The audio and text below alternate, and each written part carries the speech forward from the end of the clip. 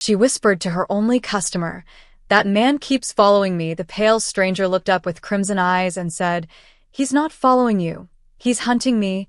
What the terrified waitress didn't know. The man she'd just asked for help was the exiled vampire king, and her bloodline was the only thing that could save him. The coffee pot shook in Lena's hand. 3 nights. 3 nights that black sedan had been parked across the highway, headlights off, engine silent. Just sitting there in the fog like a predator waiting for the right moment to pounce. She glanced at the clock above the register. 2:47 Uhr nachts. The loneliest hour in the loneliest diner on Route 9. More coffee? She asked, forcing her voice steady. The man in the corner booth looked up from his untouched cup. He'd been her only customer for the past 2 hours, sitting perfectly still, reading the same page of his book over and over. Something about him made the fluorescent lights seem dimmer. No, thank you, he said softly.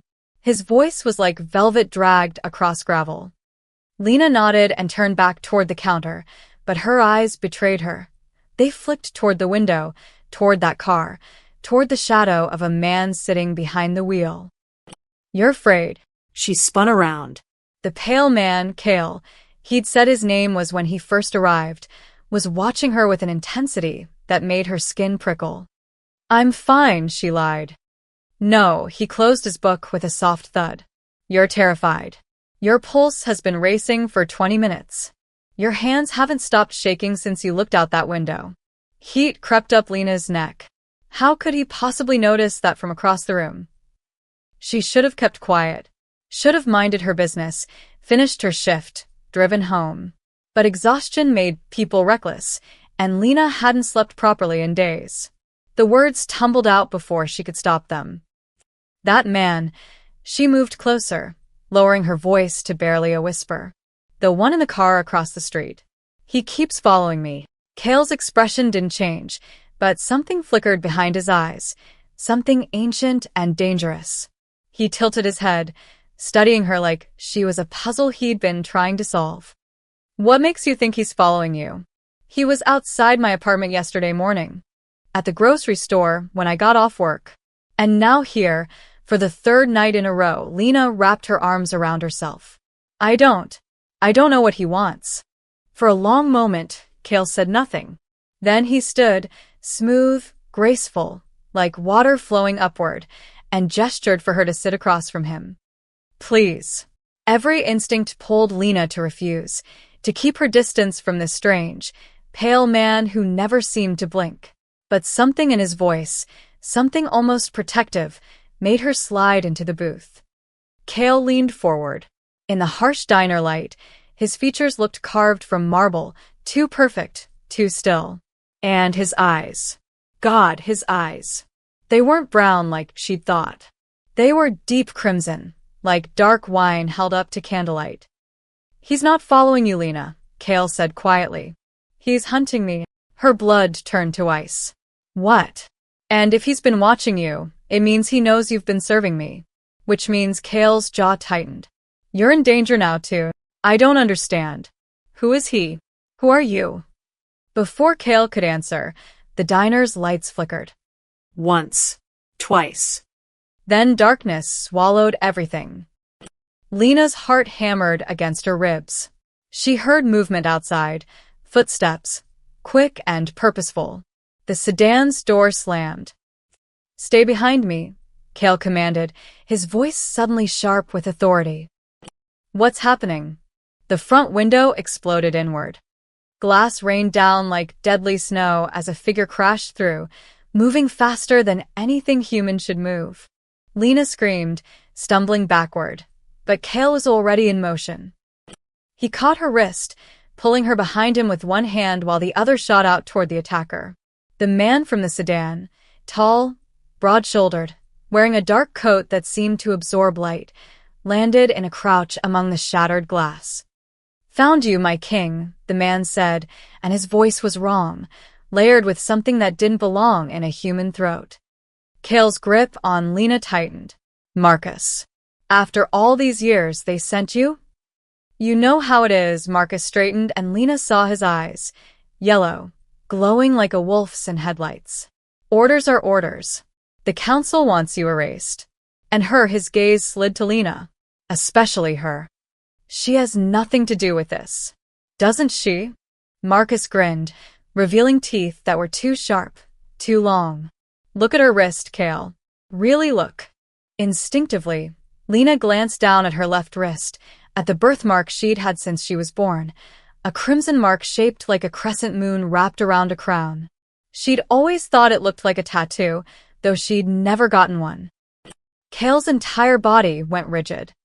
No, he breathed. That's impossible. The bloodline survives, Marcus said and lunged. What happened next would replay in Lena's mind for the rest of her life. Kale moved like lightning, like darkness given form. His eyes blazed crimson fire as he shoved Lena behind the counter with inhuman strength. She hit the floor hard, gasping, and watched through the gap beneath the counter as the two men collided. But they weren't men. Not anymore. Marcus's jaw had unhinged, revealing rows of fangs. His fingers had become claws. And Kale's lips pulled back, showing his own fangs, long and gleaming white. He caught Marcus mid-leap and hurled him across the diner like he weighed nothing. The attacker crashed through a table with splintering, but he was up again in an instant. Run, Kale shouted at Lena. Get to my car. Black Audi unlocked. But Lena couldn't move, couldn't breathe, couldn't process what she was seeing. Vampires. They're vampires. Marcus lunged again. This time Kale caught him by the throat, slammed him into the wall hard enough to crack the plaster. You tell the council, Kale snarled, his voice deeper now, resonant with power, that if they want me, they face me themselves, not with corrupted pawns. He threw Marcus through the already shattered window. The attacker tumbled across the pavement, smoke rising from a symbol burned into his neck, a mark that glowed sickly green in the darkness.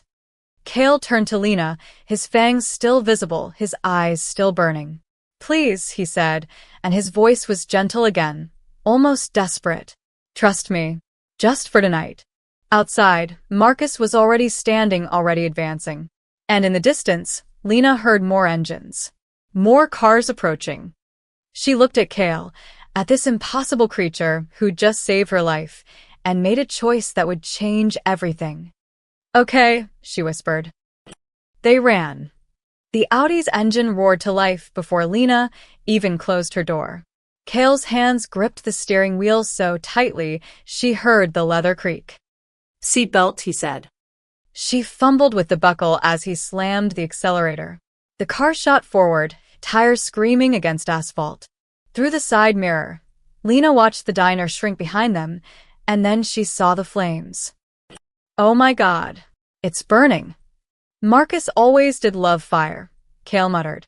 Covers evidence. Scares witnesses. That was my job. That was... Lena's voice cracked. Mr. Chen owns that place. He's going to think it was an electrical fire. Marcus will make sure of that. Kale took a sharp turn onto a side road, killing the headlights. Darkness swallowed them. What matters now is keeping you alive. The word hung in the air like a blade. Alive. Lena's hands were shaking again, worse than before. She pressed them against her thighs, trying to ground herself in something real. But nothing felt real anymore. Not the leather seat beneath her. Not the pine-scented air freshener hanging from the mirror. Not the impossibly beautiful man driving her into the woods at 90 miles per hour. You're a vampire, she said. Not a question. A fact she had to say aloud to believe. Yes. And that man, Marcus, he's a vampire too. Was. Before the corruption took him, Kale's jaw clenched. What you saw in his neck, that green mark. Dark magic. It turns us into mindless weapons. Marcus was once my general. My friend. Lena's mind reeled. Generals. Corruption. Magic. You said he called you king. Kale didn't answer. He just pressed harder on the gas. They drove in silence for 20 minutes, winding deeper into the forest until the road became dirt, then barely a path. Finally, Kale stopped in front of a small cabin hidden among towering pines. It looked abandoned, windows dark, porch sagging, chimney crumbling. "We'll be safe here tonight," he said, shutting off the engine. "The wards are old but holding." Wards. Protection spells. "They hide us from magical tracking." He glanced at her, and for the first time since the attack, his expression softened. "I know you're terrified. I know this is beyond anything you thought possible. But I need you to listen very carefully to what I'm about to tell you." They went inside. Kale lit candles with a wave of his hand. Actual magic, casual as flipping a light switch, revealing a surprisingly intact interior. Dusty, yes, but furnished. Someone had lived here once. Lena sat on a worn couch, her whole body trembling. Kale knelt before her, keeping his distance, his crimson eyes meeting hers. "My name is Kale Theron. 300 years ago, I was the vampire king. I ruled from the shadows, maintaining the ancient laws that kept our kind from destroying humanity." He paused. "But our world was fracturing. Younger vampires wanted war, wanted to claim the daylight, to make humans cattle. I refused. I tried to forge peace instead. What happened? My own council betrayed me, poisoned me with a curse that would have killed me slowly, painfully. My queen," his voice caught. "She saved my life by hiding me among humans, then vanished. The council hunted her for decades. I thought she was dead."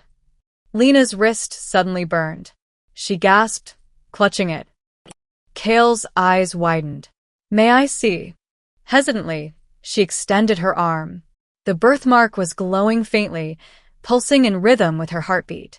Kale stared at it like he'd seen a ghost. "This mark," he whispered, tracing the air above it without touching her skin, was the Queen's seal. A symbol of protection, of royal blood. Only direct descendants can carry it. "That's impossible." "I'm nobody." "My mom was a waitress too. We lived in a trailer park." "What was your mother's name?" "Anna." "Elena Cross. She died when I was 8. Cancer." Kale stood abruptly, pacing. "Anna." "Alara." She changed her name. He turned back to Lena, and she saw something breaking behind his eyes. Hope and grief tangled together. "Your mother didn't just work in my manor centuries ago. She was my queen. And you." "No," Lena stood, backing away. "No, that's insane. I'm 24 years old. I can't be descended from someone who lived 300 years ago." She hid among humans, lived as one, aged as one, until the magic preserving her finally faded. But before she died, she passed the bloodline forward. Through generations that moved fast, compressed by magic, Kale moved closer. "Lena, you're not just related to her. You are her. Reborn. Your soul, her memories, locked away until the mark awakened." The room spun. Lena gripped the back of the couch. "When Marcus said the bloodline survives," Kale continued, his voice urgent, "he meant you. The council sent him to erase the last trace of the one person who could challenge their corruption. The one person whose blood could break the curse they placed on me."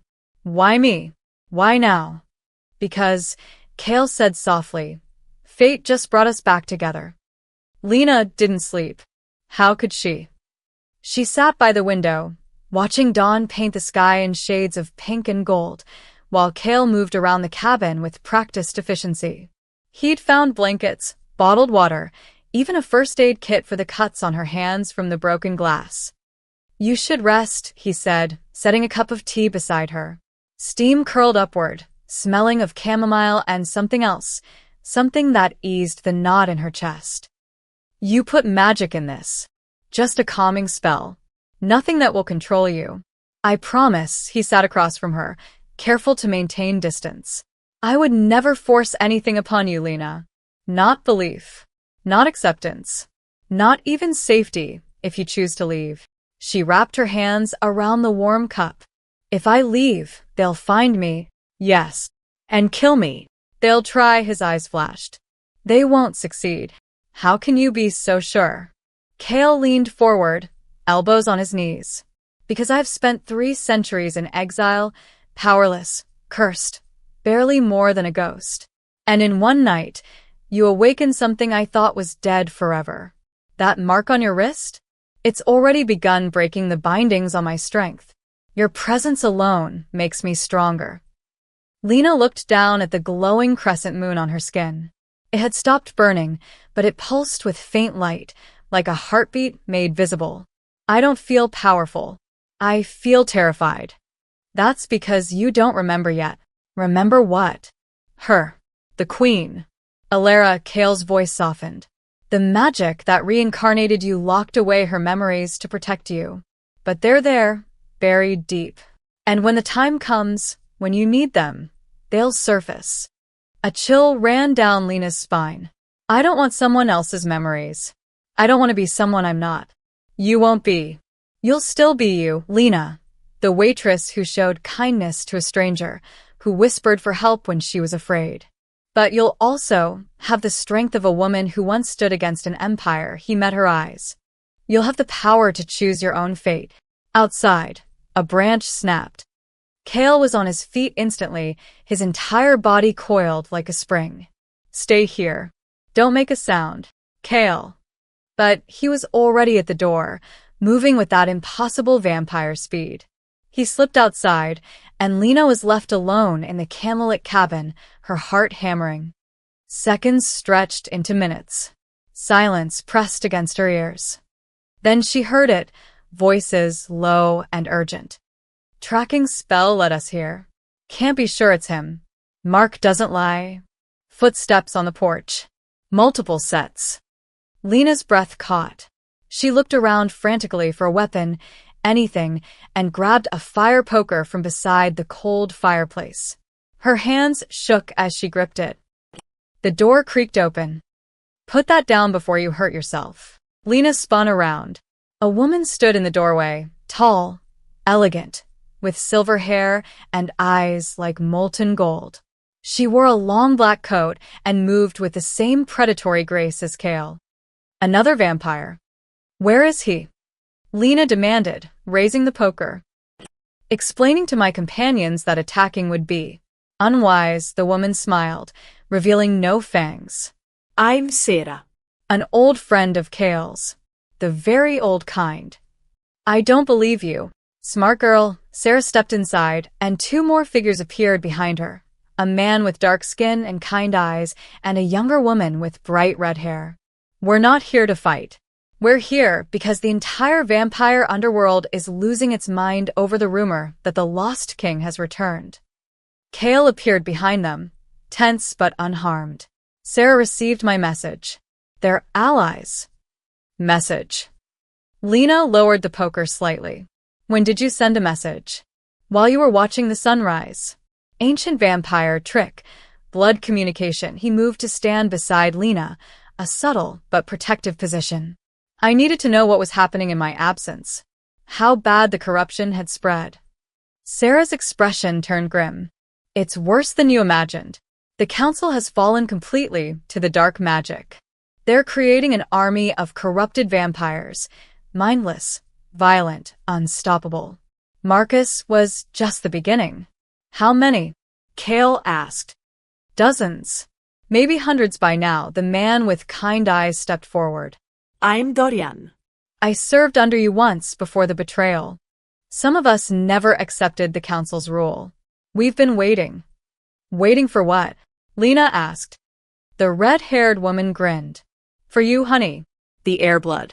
The one who can purify the corruption and restore the true king to his throne. Lena's stomach dropped. I can't. You already are, Sarah said gently. That mark proves it. And whether you accept it or not, the council knows you exist now. They'll send everything they have to destroy you. Kale turned to Lena, his expression fierce. Which is why we're not running anymore. We're going to find out exactly who you are, what you can do, and how to stop them. He took her hand carefully, as if asking permission. Together.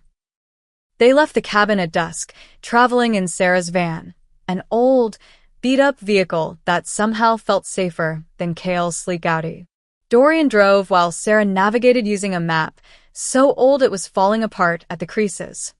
Your hometown, Sarah had said back at the cabin, studying Lena with those unsettling gold eyes. That's where the answers are. Your mother lived there, died there. If she left any trace of her true identity, that's where we'll find it. Now, 3 hours later, Lena watched familiar landmarks slide past the window. The crooked oak tree at Miller's Corner. The abandoned gas station with its rusted pumps. The water tower painted to look like a giant peach. Millbrook. Population 3,847. The town that time forgot. I haven't been back in 6 years, Lena said quietly. Not since the funeral.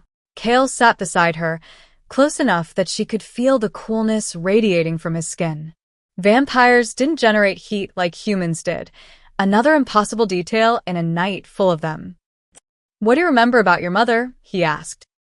She was tired. Always tired.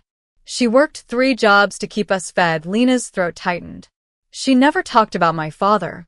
Said he died before I was born. And she never explained the birthmark, just said it made me special. Did she seem afraid? Lena thought back, sifting through childhood memories. Sometimes. She'd check the locks twice before bed. Insisted I never show anyone the mark. And once, the memory surfaced sharp and clear. Once, when I was 7, a man came to our trailer. Tall, dressed in black. My mother went pale, told me to hide in the closet. I heard them arguing, heard her say, "You'll never find him." Then the man left. Sarah glanced back from the passenger seat. He was hunting Cale even then. And your mother was protecting his location. The van pulled up outside a small, white-steepled church on the edge of town. St. Catherine's, where Lena's mother was buried, where she'd been baptized as a baby. Church records, Dorian explained, parking. They keep everything. Births, deaths, baptisms. If your mother left a paper trail, it starts here. The church was unlocked, small-town trust that seemed almost naive now that Lena knew what lurked in the shadows. Inside, the smell of old wood and candle wax wrapped around them like a familiar blanket. Father Marcus, no relation to the vampire who'd attacked them, had been replaced by a young priest who barely looked 30. He greeted them with a friendly smile that faded when he saw Cale. Can I help you?" His hand drifted unconsciously toward the cross around his neck. "We need to see your archives," Sarah said smoothly, stepping forward with a smile that could have charmed a statue. "This woman is researching her family history. We promise not to disturb anything." The priest hesitated, his eyes lingering on Cale with unmistakable unease. Finally, he nodded. "Basement. Follow me." The archives were exactly what Lena expected.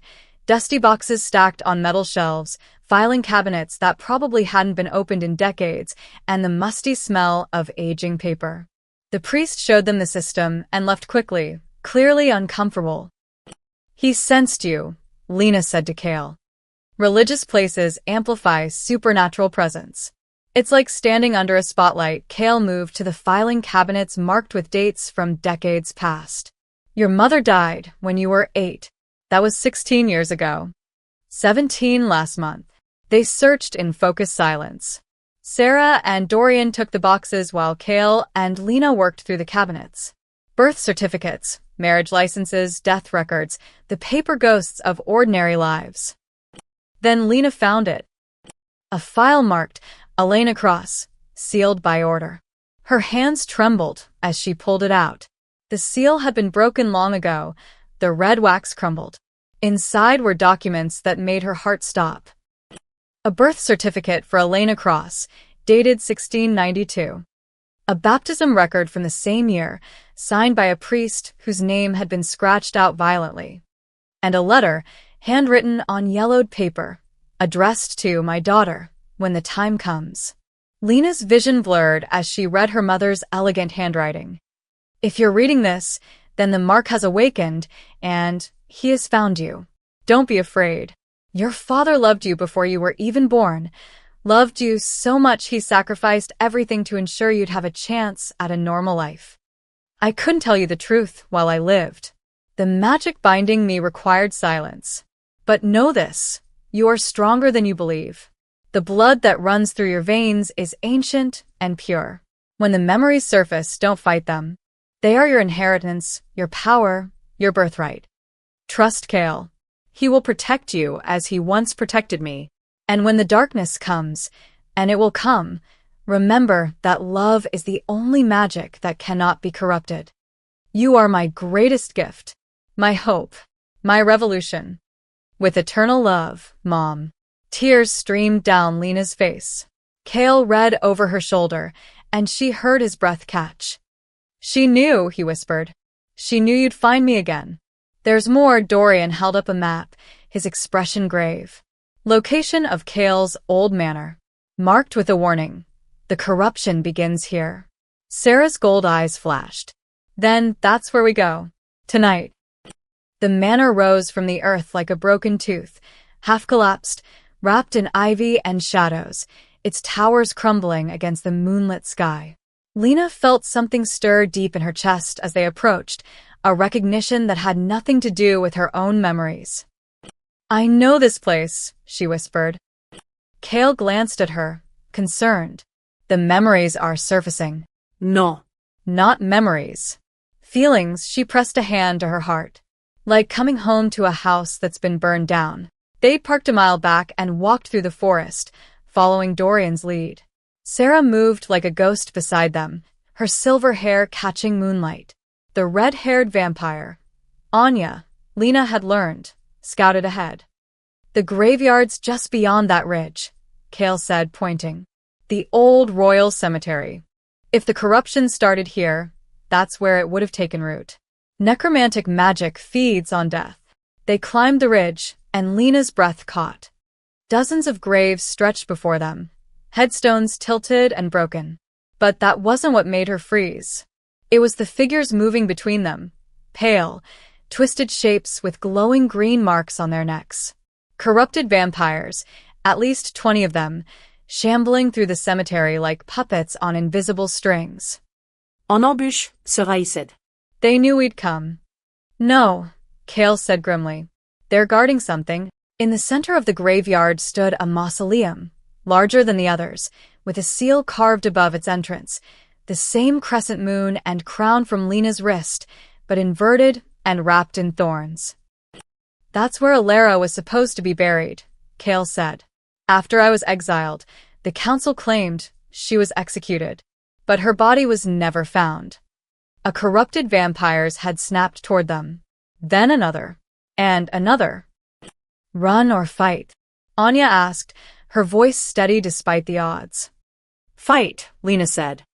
Everyone turned to stare at her. They're guarding my mother's tomb, she continued, surprised by the strength in her own voice. And I'm done running from things I don't understand. The mark on her wrist flared suddenly, blazingly bright. Pain shot up her arm, not the burn from before, but something else. Something awakening. Kale grabbed her shoulders. Lena, what's happening? I don't. The corrupted vampires charged. They moved as one, a wave of twisted bodies and snapping fangs. Sarah and Dorian shifted into fighting stances, their eyes blazing with power. Anya's hands ignited with crimson fire, vampire magic, wild and deadly. But before anyone could move, Lena's mark exploded with light. A shield of pure crimson energy burst from her body, expanding outward in a perfect dome. The corrupted vampires hit it and disintegrated, not violently, but like smoke dissolving in sunlight. Their screams lasted only seconds before silence fell. Lena staggered. The shield vanished. She would have fallen if Kale hadn't caught her. What? What was that? She gasped. The Queen's protection magic, Sarah breathed, her gold eyes wide with awe. The power that once defended an entire kingdom. I've only read about it in legends. Kale held Lena tighter, and she realized he was trembling. You didn't just inherit it. You perfected it. That should have taken years of training. More are coming, Dorian warned, pointing toward the manor. Green lights bobbed through the darkness. dozens more corrupted vampires, drawn by the magical flare. The mausoleum, Lena said, pushing away from Kale. Her legs were shaky, but held. We need to get inside. Now. They ran. Anya blasted the mausoleum's doors with fire, and ancient lock shattered. Inside, stone steps descended into darkness. They plunged down without hesitation, Sarah sealing the entrance behind them with a barrier spell. The chamber below was smaller than Lena expected, circular, with walls covered in faded murals. And in the center, a stone sarcophagus, untouched by time. Kale approached it slowly, reverently. His hand shook as he touched the carved name, Alara Theron, beloved queen. She's really here, he whispered. Open it, Lena said. Lena, I can't. She's my mother. Open it. Kale and Dorian lifted the heavy stone lid. It scraped against stone, echoing in the small space. Inside, wrapped in deteriorating silk, lay a woman's skeleton. But clutched in her bony hands was something that gleamed, a crystal vial filled with liquid that glowed like captured moonlight. Blood, Sarah said softly. Preserved by magic. Lena reached for it before anyone could stop her. The moment her fingers touched the crystal, the world exploded with light. Memories crashed into her like a tidal wave. Not her memories, but Alara's. Hundreds of years compressed into seconds. A castle filled with laughter. Kale, younger, smiling without the weight of centuries. A betrayal, poison, a desperate flight. Hiding among humans. Loving a mortal man. Giving birth to a daughter. Knowing that daughter would give birth to another, and another, until the bloodlines stretched across time like a bridge. Until you, her mother's voice echoed in her mind. Until the one strong enough to save him. Lena gasped and the vision stopped. She stood there, the vial in her hand, tears streaming down her face.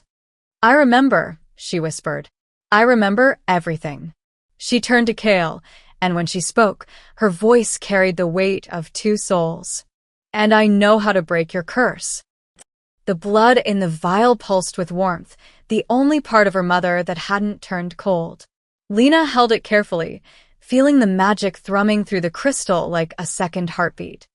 The curse that binds you, she said to Kale, her voice steady now, filled with borrowed confidence, isn't just dark magic. It's a perversion of our bond. When Alara saved you, she tied her life force to yours. The council twisted that connection, turning it into poison. Kale's crimson eyes widened. That's why I've felt stronger since meeting you. The bloodline remembers the bond. And this, Lena lifted the vial, is the key. Her pure blood, preserved by magic, can purify yours. But there's a catch. There's always a catch, Anya muttered. The curse can only be broken if I willingly recreate the bond. Not as Alara, but as myself. Lena, which means tying your life to his permanently, Sarah finished, her expression grave. If he dies, you die. If you die, he dies. Ancient magic doesn't do halfway measures. Dorian shook his head. That's too dangerous. There has to be another way. There isn't. Lena met Kale's gaze. And I choose this. Lena, you barely know me. I know you've spent 300 years in exile rather than become a monster. I know you protected me without asking for anything in return. I know, her voice softened. I know my mother loved you enough to sacrifice everything. That's enough for me. The mausoleum shuddered. Dust rained from the ceiling. They're breaking through Sarah's barrier, Anya said, moving toward the stairs. We have maybe 5 minutes. Then we do this now. Lena uncorked the vial. The scent of roses and moonlight filled the chamber. Kale, I need your hand. He extended it wordlessly. Lena poured half the glowing blood onto his palm, then the other half onto her own marked wrist. The liquids sank into their skin like water into sand. Pain exploded through her body. Lena screamed. The mark on her wrist blazed so bright it cast shadows on the walls. She felt something inside her chest tear open, felt magic pouring out like blood from a wound, and then felt it connect to Kale, forming a bridge of pure light between them. Kale gasped, falling to his knees. The veins beneath his pale skin lit up crimson, and Lena watched in horror and awe as the dark corruption that had poisoned him for centuries burned away.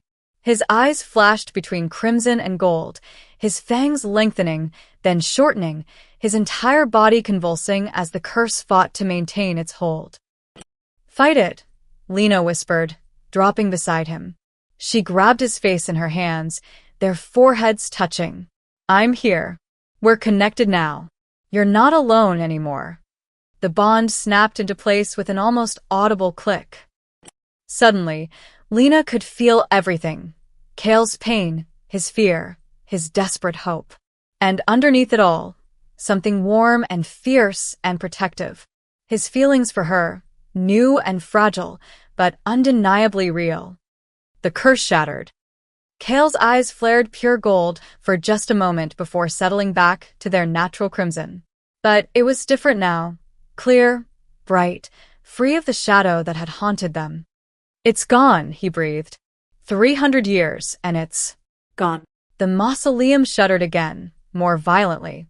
Cracks spiderwebbed across the ceiling. Reunion later, survival now. Se rajouted. They bolted up the stairs. Sarah's barrier had collapsed, and corrupted vampires poured through the entrance. More than before, easily 50, their green-marked necks glowing like toxic stars. But standing behind them, directing them with casual cruelty, were 3 figures in elaborate black robes. Their eyes gleamed with ancient intelligence, uncorrupted but cruel. The council members themselves had come. Kale Theron, the center one said, a woman with a face like carved ice. 3 centuries, and you still refuse to die properly. Counselor Ravenna, Kale's voice carried the weight of command he'd been forced to suppress for so long. Still hiding behind puppets, I see. We don't hide. We rule. Her gaze slid to Lena. And that abomination next to you needs to be erased. You should have stayed lost, little queen. Your bloodline was supposed to end. Lena felt power rising inside her. Not her own power, but Kale's, flowing through their bond. And he could feel hers too. They were amplifying each other, magic spiraling between them like a double helix. My bloodline, Lena said, stepping forward, ended your corruption tonight. She raised her hand, and Kale raised his in perfect synchronization. Their magic merged, her protective light and his raw strength, forming a shield that blazed like a newborn sun. The corrupted vampires charged, and the shield met them. This time, instead of simply disintegrating, the corruption burned away like fog in daylight, leaving behind confused, frightened vampires who collapsed to their knees, freed from the dark magic's control. Ravenna's eyes widened. Impossible. You tried to destroy our bond, Kale said, his voice resonating with power. Instead, you made it eternal. And now we're taking back what you stole. The freed vampires looked up at Kale, their true king, and one by one, they knelt. Ravenna's expression twisted with rage. You think freeing a few corrupted strays changes anything? We control legions. We control the night itself. You control nothing but fear, Kale said, stepping forward. Lena moved with him, their hands finding each other naturally. The bond between them hummed with shared strength. And fear dies in the light. The counselor beside Ravenna, a gaunt man with eyes like empty pits, raised his hand. Dark energy crackled around his fingers. Then let's see how you fare against. His magic fizzled out. He stared at his hand in confusion, then horror. The green mark on his neck, the same corruption he'd used to control others, was fading. What did you do? He gasped. Lena felt the answer through her bond with Kale. Your corruption feeds on the curse that bound him. No curse, no anchor. Your dark magic is eating itself. Impossible. The third counselor, a young-looking vampire with silver eyes, stumbled backward. His neck mark was fading too. We've built our power over 3 centuries. On a foundation of poison, Sarah interjected, moving to stand beside Kale and Lena. Stolen power never lasts. Dorian and Anya flanked them on the other side. The freed vampires rose to their feet, surrounding the counselors. Not threatening, just present. Witnesses to the end of an era. Ravenna's composure cracked. You don't understand what you've done. The peace between our worlds is fragile. Vampires need the shadows, need the fear. Without the old ways. We find new ones, Kale interrupted. I was wrong before, Ravenna. When I ruled, I thought hiding was the same as protecting. I kept us in the darkness because I believed that's where we belonged. He glanced at Lena, and she felt warmth flood through their connection. But she's shown me that shadows only exist because we refuse to step into the light. Poetic, Ravenna spat. And suicidal. Some light will kill you. Will it? Lena asked softly. Through their bond, she could feel something changing in Kale. The curse had done more than poison him. It had bound him to darkness, made sunlight lethal. But now, with her purifying magic flowing through his veins, mixing with his ancient power, the eastern sky was beginning to pale. Dawn was coming. We need to go, Anya said urgently. Kale, even if the curse is broken, you've never tested. I know, Kale looked at the brightening horizon, and Lena felt his fears spike through their bond. 300 years of fleeing the sun. 300 years of believing daylight meant death. She squeezed his hand. Together? He took a shaky breath. Together. They turned away from the mausoleum, from the counselors whose power was crumbling, from the freed vampires watching with wide eyes. Hand in hand, they walked toward the ridge overlooking the valley. Kale, wait. Dorian started forward, but Sarah stopped him. This is his choice, she said quietly. His revolution. The first rays of sunlight broke over the distant mountains. Lena felt Kale tense beside her, felt his instinct to flee. But she held tight, letting her magic flow through their bond, protective, purifying, transforming. The light touched his hand first.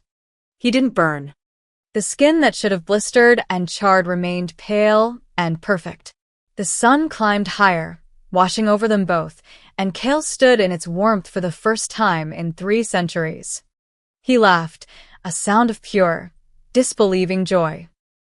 I can feel it, he whispered, turning his face toward the sky. Warmth. Real warmth. Tears streamed down his face, catching the morning light. Lena wrapped her arms around him, and he pulled her close, burying his face in her hair. Through their bond, she felt his emotions crash over her, gratitude, wonder, love so fierce it stole her breath. Thank you, he said against her shoulder. For believing. For choosing this. For saving me. We saved each other, Lena replied. Behind them, the freed vampires stared in awe. One by one, they stepped cautiously into the growing sunlight. Some flinched, expecting pain, but Lena extended her free hand, and her magic rippled outward like a wave. Not enough to make them immune like Kale, but enough to shield them from the worst of it. This is what we offer, Kale announced, his voice carrying across the graveyard. Not shadows and fear, but a bridge between worlds. Vampires who can walk in daylight. Humans who don't need to fear the night. Peace built on truth, not terror. Ravenna stood in the mausoleum entrance, her power visibly diminished, her corrupted marks fading to nothing. You're a fool, she said, but her voice lacked conviction. They'll never accept us. Then we'll prove them wrong, Lena said. One sunrise at a time. The counselors fled into the ruins of the manor, seeking the shadows that had always protected them. But the freed vampires remained, faces turned toward the sun, toward hope, toward their returned king and the waitress who'd restored him. Toward a new beginning. 6 months later. The sign above the door read "The Crimson Dawn" in elegant script, with a small crescent moon painted in the corner. Lena stepped back to admire it, coffee pot in hand, as the afternoon sun streamed through spotless windows. You missed a spot, Kale said from his usual corner booth, not looking up from his book. I did not. Left side. Small smudge. Lena squinted at the glass. He was right, of course. The bond made him annoyingly observant about things she cared about. She wiped away the nearly invisible mark and stuck her tongue out at him. He smiled, that rare, genuine smile that still made her heart skip. The diner had taken 4 months to build from the ground up. Not on the same spot as the old one. That location felt cursed, but here on the edge of Millbrook, where the highway met Main Street. Close enough to her hometown to feel like roots. Far enough from the past to feel like freedom. The bell above the door chimed. "Afternoon, Sheriff," Lena called out, grabbing a menu. Sheriff Dawes, a broad-shouldered man with kind eyes, settled onto a stool at the counter. Lena. Cale, he nodded at the corner booth. "Usual?" "Please." As Lena poured his coffee, she caught him glancing at the other customers. A young vampire couple sat by the window, sharing a plate of fries. They didn't need to eat, but enjoyed the ritual. Old Mr. Henderson, fully human, sat reading his newspaper, unbothered by his supernatural neighbors. And near the back, Sarah was teaching a group of newly freed vampires how to use smartphones. "Still getting used to this," Dawes admitted quietly. "My wife thinks I'm crazy for eating here. But you come anyway," Lena said. "Because you make the best pie in 3 counties. And because," he paused, choosing words carefully, "my daughter was attacked by something 2 years ago. Something with fangs and no conscience. She barely survived. I spent all that time hating every vampire, thinking they were all monsters." Lena waited. "Then you open this place. And I see them, really see them. They're just People. different people, sure, but people." He took a sip of coffee. "Heard what you did, breaking that corruption magic. Heard you saved more than just your boyfriend there." "Husband," Cale corrected from his booth, and Lena felt warmth bloom through their bond. They'd married a month ago in a quiet ceremony at St. Catherine's. The same young priest who'd sensed Cale's nature had performed the service, hands shaking but voice steady. Sarah and Dorian had been witnesses. Anya had cried through the entire thing. Dawes raised his eyebrows. "Congratulations. Didn't see an announcement." "We're not much for publicity," Lena said, touching the simple silver band on her finger. Beside it, her crescent moon mark still glowed faintly, a reminder of who she'd been, who she'd become. The bell chimed again. This time, a family entered, mother, father, 2 kids. The children's eyes went wide when they spotted the vampires by the window. "Mommy, are those?" "Shuh, sweetie." Indoor voices. But the vampire couple just smiled and waved. The little boy waved back enthusiastically. Lena seated them, took their orders, and returned to the counter where Dawes was finishing his pie. "You're doing something good here," he said, standing and leaving cash on the counter. "Something important. Keep at it." After he left, the dinner rush began, a strange mix of humans curious about the vampire-friendly establishment and vampires grateful for a place where they could exist openly. Lena moved between tables, pouring coffee, delivering orders, listening to conversations that would have been impossible a year ago. A human businessman discussing a contract with a vampire lawyer. A teenage girl asking a vampire about what it was like to live through the 1960s for a school project. 2 elderly women, one human and one vampire, arguing cheerfully about whose grandson was more handsome. Normal. Beautifully, impossibly normal. As closing time approached and the last customers filtered out, Cale finally stood and stretched. He moved behind the counter, helping Lena wipe down tables in comfortable silence. "You're happy," he said eventually. "I am." She leaned against him, feeling his coolness against her warmth, feeling their bond hum contentedly. "Are you?" "I spent 3 centuries in darkness, Lena. Hiding. Running. Believing I'd lost everything that mattered." He turned her to face him, his crimson eyes soft. "Now I stand in sunlight. I have a home. A purpose. And you," he kissed her forehead gently. "I'm more than happy." I'm alive. Through the window, the sun was setting, painting the sky in shades of orange and pink. But Cale didn't move toward the shadows. He stood there, holding Lena, watching the day fade into night without fear. A car pulled up outside, Dorian's, with Sarah and Anya climbing out. They'd promised to help close up tonight, though Lena suspected they just wanted an excuse to raid the pie fridge. "Your family's here," Lena teased. "Our family," Cale corrected.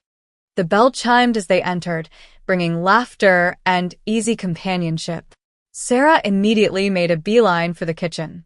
Anya hopped onto the counter, chattering about a corrupted vampire they'd freed in Nevada. Dorian started stacking chairs with methodical efficiency.